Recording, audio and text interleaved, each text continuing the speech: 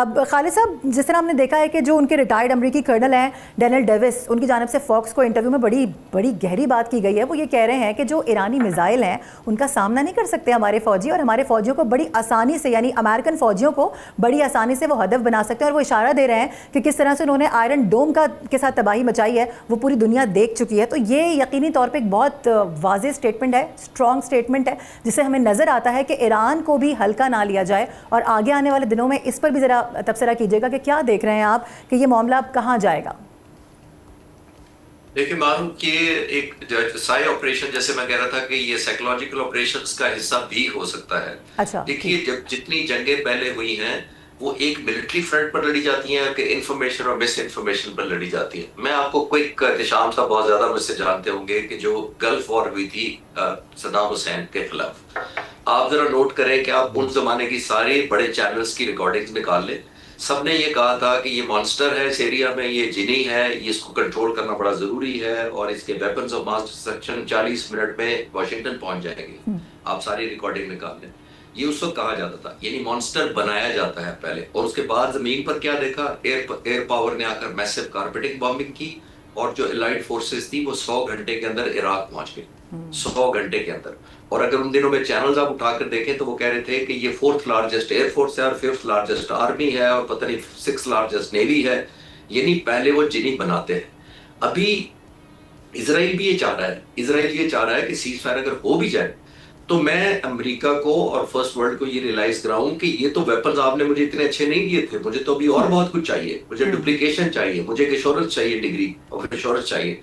इसी तरह ये अमेरिकन कर्नल ये सारे, मतलब एक उस सेंस में हो सकता है वो अप्रिशिएट कर रहे हो। जैसे मैंने कहा ये डुअल एज होता है, एक तरफ आप एक्नॉलेज कर रहे हैं कि वो बहुत इफेक्टिव है, एक तरफ आपको एलिमेंट ऑफ कॉम्प्लिसेंसी में डालते हैं। और पोस्ट वॉर ये बड़ा इस्तेमाल करते हैं, वो मुल्क जो विक्टिम होता है वो कहता है कि जी देखें ये तो मैं ठीक ही नहीं था, ये तो वेपन चला ही नहीं है। जैसे इंडिया के S-400 हिट हुआ है, अब वो रशिया के पास जाके ये कहेगा कि आपका तो हिट हो गया, देखें मुझे तो कोई ऐसा वेपन सिस्टम दे जो हिट ना हो नेक्स्ट टाइम के लिए।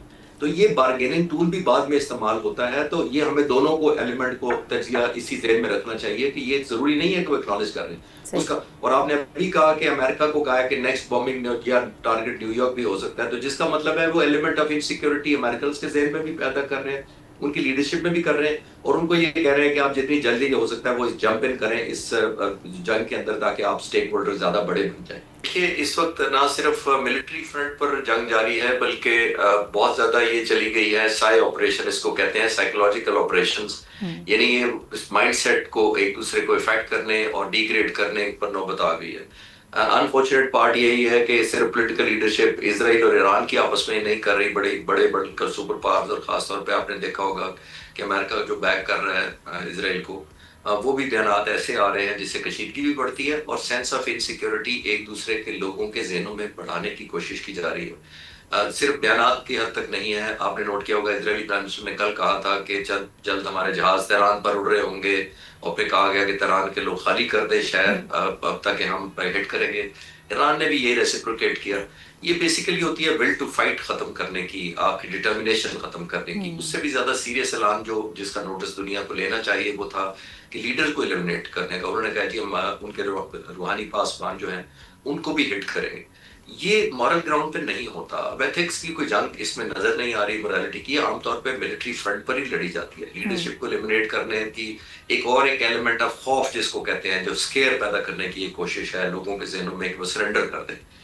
दोनों मुल्क इस वक्त ये कोशिश में लगे हुए हैं कि जो एक प्राइस, जिसको मैं अक्सर नाम देता हूँ कि प्रोहिबिटिव प्राइस इंपोज की जाए दूसरे मुल्क पर। और ये ऑलमोस्ट पाकिस्तान की मैं पैटर्न देख रहा हूँ जो पाकिस्तान ने किया था हिंदुस्तान पर। हमने एक प्रोहिबिटिव प्राइस इंपोज की थी 10 तारीख की सुबह को भी और 7 तारीख की सुबह को भी। तो जिसका मतलब ये होता है कि दुश्मन को ये रियलाइज कराया जाए कि जंग जारी रखने की बहुत बड़ी कीमत तुम्हें और लोगों को देनी पड़ेगी। दोनों मुल्क उसी तरह की कोशिश कर रहे हैं। आपने नोट किया होगा कि इधर से ईरान से भी ऐसे ही बयान आ रहे हैं। जाहिर है वो छोटा मुल्क है, डिफेंसिव पोजीशन में है, उसकी कैपेबिलिटी कम है, उसके पास सिर्फ सरफेस टू सरफेस मिसाइल हैं।